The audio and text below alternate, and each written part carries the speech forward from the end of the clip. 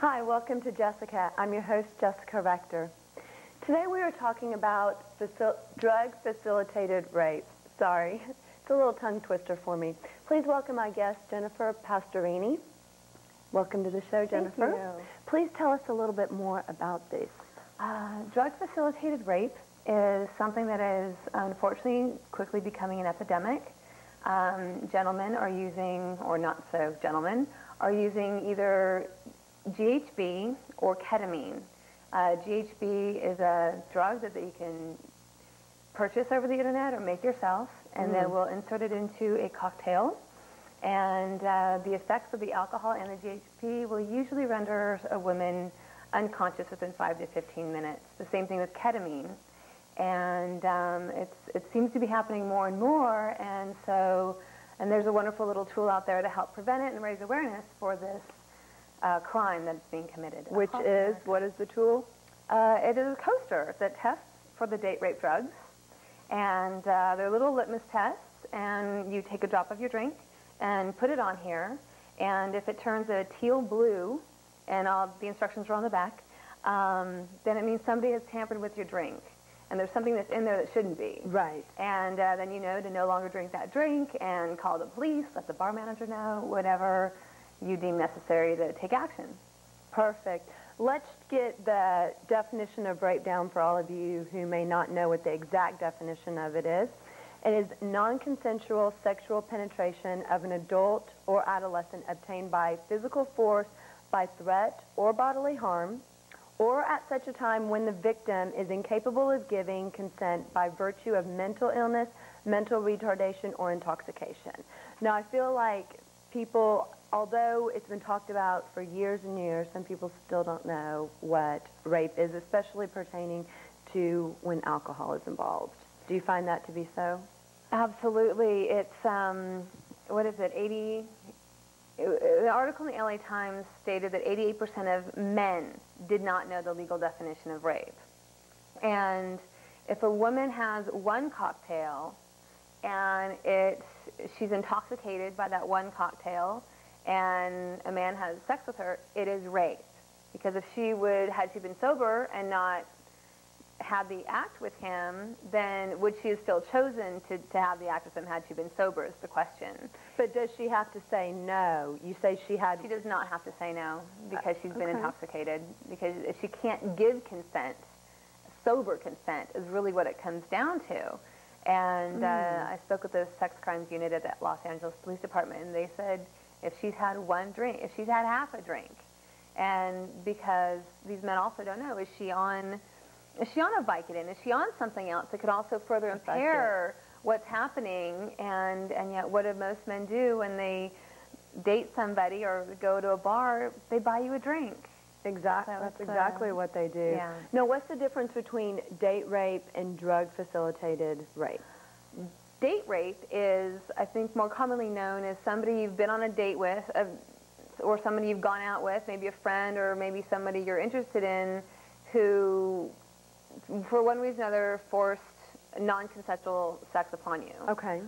Drug-facilitated rape is when they've used GHB or Hypnol, Vicodin, ketamine, or the 16 cousins of GHB to render you totally unconscious. Right. And because the effects of them are loss of consciousness, loss of muscle control, you literally just pass out in such a short amount of time. You can't give consent, you can't fight back. So you may not even know that you've been raped. Many times women don't know that they've been raped. So how do they find out? Well, they got to, with any rape situation, with anything related to that, they need to go straight to the emergency room. Right. And from the emergency room, they will do the rape kits, and they will take the swabs and the tests and all that kind of stuff and test to see. That will prove whether you have or have not. One of the things with GHB is it also relaxes the cervix. So there'll be less damage if there has been non-consensual sex involved.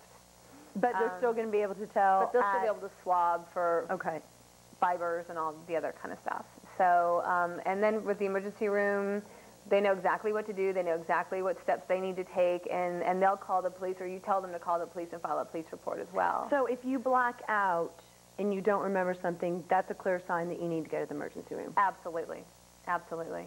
And then how do you follow that up? You wait for the test results? You wait for the test results. Well, the thing is, if you've blacked out, you have been drugged, and that's illegal as well. So right. Depending on who you were with that night or where you were, you still want to file a police report. Even if you weren't raped, you got lucky, and thank your blessings.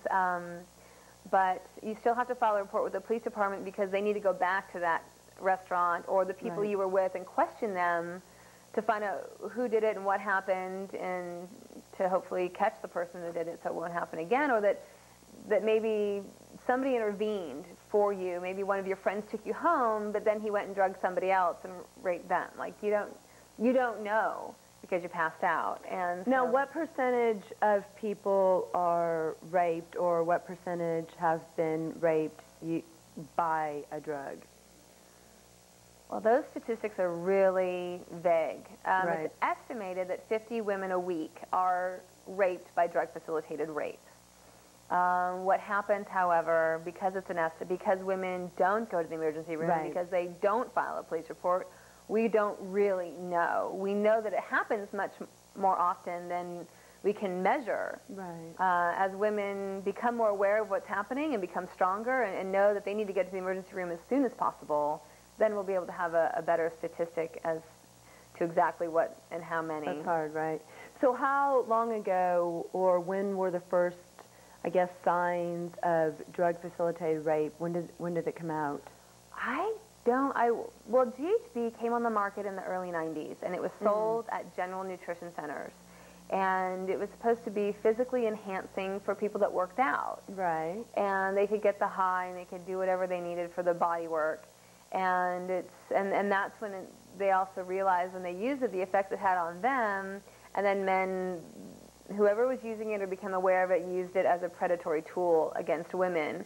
And it took, in the late 90s, then GNC stopped carrying it, and you can't purchase it retail, but of course there's always the internet. There's always ways. And GHB is a naturally occurring carbohydrate in every living thing. So you can unfortunately make it very easily as well. And people make it and they use it upon themselves, which is fine. Whatever you want to do to yourself. But it's when they use it against somebody else for their own purposes. I mean, and it's sad and silly. And well, give us the situation, because everyone thinks, or women think, okay, well, I'm going into this bar, it's got to be safe, but things you don't realize that, fine, you can go to the bathroom and you can be worried when you come back, but give us maybe a situation that we wouldn't really think that where somebody could drug us. Bars are a perfect situation where you wouldn't think somebody would drug you. What happens, unfortunately, very often, and extremely often in Ireland, is that bartenders put the drug in the well drinks. And if you're a bartender, you've got a well that has your cheapest vodka, your right. cheapest gin, what have you. And let's say they'll take the vodka and they'll put GHB in there, so that every drink that they make with that vodka, for every male or female, then gets the GHB. They don't get as high a dose of it. Maybe their friends come into the bar, maybe they're helping facilitate something even creepier. I don't know. Oh, that's scary. I spoke with a woman recently. Her son went out to a bar with all his friends, and there was guys and girls, and he was the only one that ordered a beer. And everybody else ordered a cocktail, and they were all passed out within 20 minutes, except for him. So even though they say, watch your drink, and you can watch the bartender make it, but you don't know what he put in those bottles before you got there. So it's really scary. And but also too, you could be at a bar, you go dancing, you say, hey, watch my drink. Well, there's a bunch of drinks sitting there. Does the waitress come by and pick them all up? Is it,